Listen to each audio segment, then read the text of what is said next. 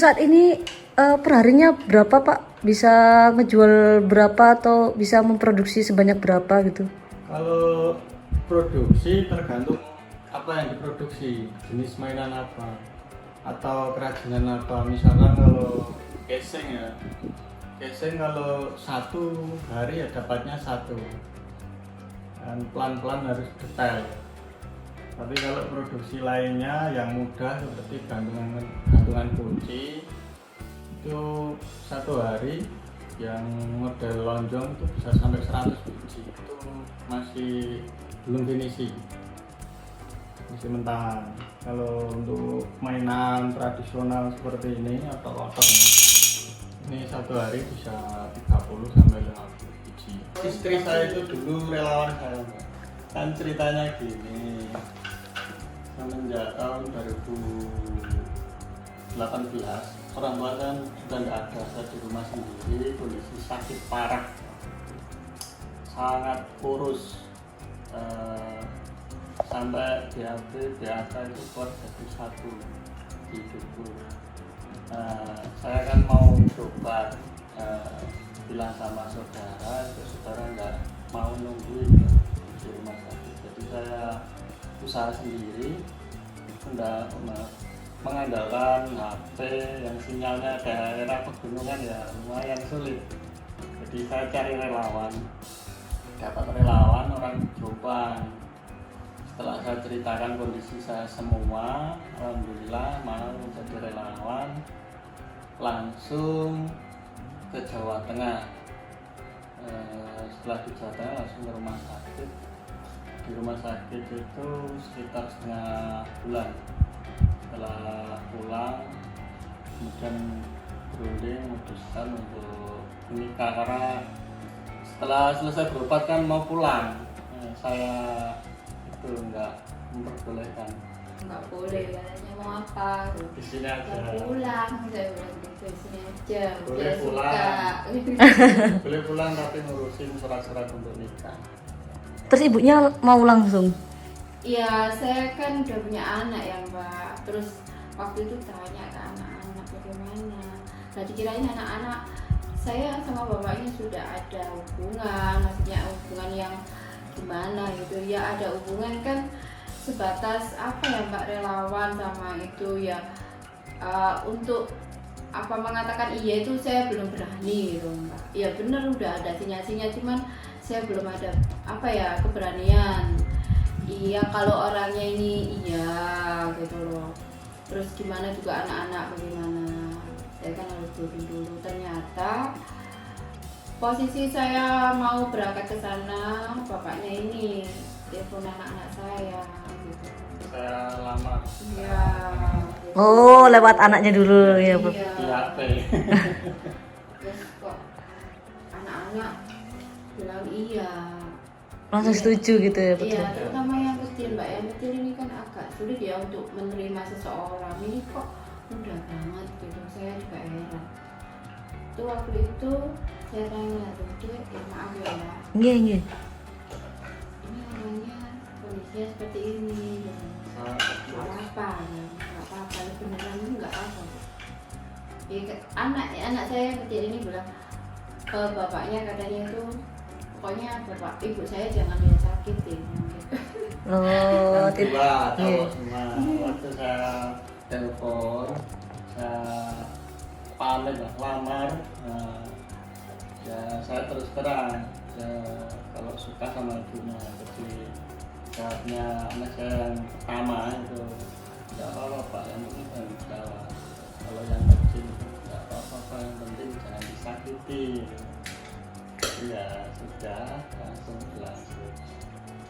Tapi tahunnya setelah selesai berobat, Itu relawannya jenengan posting di Facebook atau gimana? bukan, kan kebetulan ada grup WA. Nah, di situ khusus untuk orang lumpuh atau paraplegia, kalau istilahnya itu disabilitas paraplegia, pengguna kursi roda. Nah di situ saya itu adminnya, tapi ya jarang aktif orangnya. Nah, di situ itu saya kira itu ya lumpuh juga istri saya itu dulunya, tapi ternyata dan saya komunikasi lebih lanjut, saya tanya-tanya, ya itu tadi dari relawan, akhirnya mau jadi relawan. Nah, itu kan grup WA atau Grup WA. grup WA. Nah, dapat nomor itu dari mana itu, Pak? Nah itu ceritanya istri saya itu dulu pengen punya teman. banyak teman lah, terus saya kenal teman-temannya bapaknya juga sama kondisinya gitu loh. Awalnya ya hanya kenal lewat WA, kita hanya Facebook, terus akhirnya ke WA, lanjut ke WA. Setelah itu gini aja, kalau mau punya banyak teman tak masuk no grup ya gitu. Iya saya kirain, maaf ya Mbak, saya kirain ya grup WA ya semacam apalah, enggak, maksudnya maaf, enggak orang-orang lupa gitu loh. Itu terus kok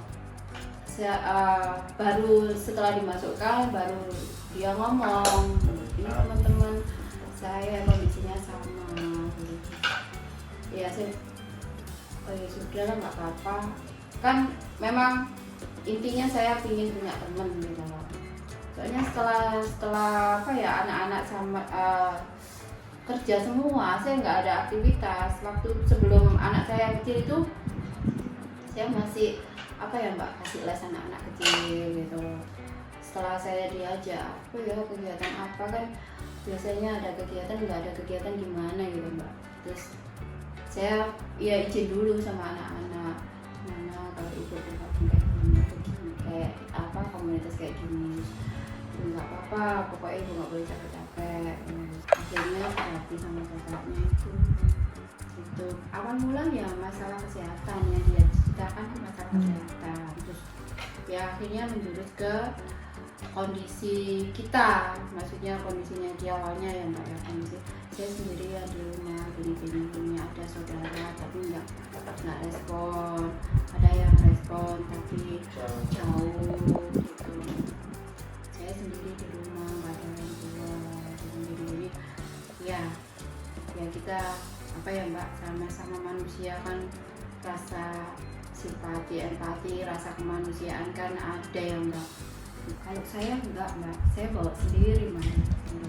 Sana itu saya bawa sendiri. Mau satu per bulan, satu nggak fungsi. Oh iya. Tapi gagal ginjal satu nggak fungsi, setelah dibuat aktivitas jadi sehat. Sampai sekarang bahkan bulan kemarin sama bulan lalu diperiksa sama dokter di rumah sakit Semasari itu normal, fungsi dua-duanya normal. Padahal diagnosanya dokter Gagal satu, rusak satu dan Mbak. rusak. Rusak satu ini kalau enggak, maksudnya itu enggak diatasi, ini bisa merembet ke ginjal satunya. Dan waktu itu memang harus dipasang kateter Mbak, kateter buat kencingnya biar terpisah itu. Akhirnya ya sampai sekarang pakai. Kalau masuk rumah sakit sampai sekarang pakai kateter. Ya, dari tahun berapa itu? tahun 2019 ya, setelah menikah pokoknya itu ya saya tahu kondisinya bapaknya kayak gini. Itu saya hanya bertanya mau gimana untuk kelanjutannya. Akhirnya ya alhamdulillah bapaknya tanggap kalau saya ini laki-laki. Memang dasarnya dia nggak mau diem, cuman nggak ada support dari keluarga. Ibarat kami itu udah nggak bisa apa-apa, udah tak kasih makan sudah diem di tempat tidur, mau apa gitu loh. Jadi kan dari situ ngapunten guys, apa kalau dia punya kreativitas itu akhirnya kan gimana, mati kan. Nah dari situ saya membiarkan dulu, ini arahnya kemana, dengan mau apa. Terus akhirnya dia maunya saya mau buat sesuatu dari bambu. Nah dari situ saya tanya dulunya bagaimana, kan baru cerita. Saya dulu itu buat kayak layang-layang, keranjang, terus kandang ayam, sangkar burung, dia bilang gitu. Ya mainan anak tradisional. ya mobil-mobilan dulu, tapi ya hanya setara waktu dia masih dulu ya. Terus akhirnya saya bilang gini, ya alhamdulillah punya kreativitas, cuman kalau saya melihat kondisi jenengan seperti ini dan apa yang dibuat, terus untuk hasilnya, maaf ya Mbak, untuk hasilnya nggak sepadan. Saya bilang, gimana kalau kita ubah supaya bambu ini kita melirik menengah ke atas. Itu ya nilai jualnya. Saya sharing dulu ke dianya. Itu akhirnya dia belum tahu kan menengah ke atas itu barang-barang yang bagaimana. Saya kasih tahu misalnya tempat tisu, tapi kita pernah nggak hanya model bambu, hanya polosan. Soalnya kita di Indonesia bukan di luar negeri, saya bilang gitu. Kalau luar negeri kan memang di orang-orang luar negeri kan sukanya original. Orang Indonesia belum bisa dibuat gitu. Ada, cuman hanya beberapa persen saya bilang. Terus akhirnya ya sudah, mintanya bagaimana? Dia yang minta ke saya, waktu masuknya itu minta ide Sarannya apa, gitu ya.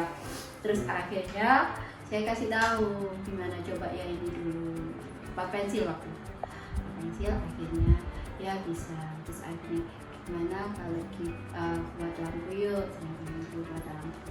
Itu belum dijual ya Bu? Belum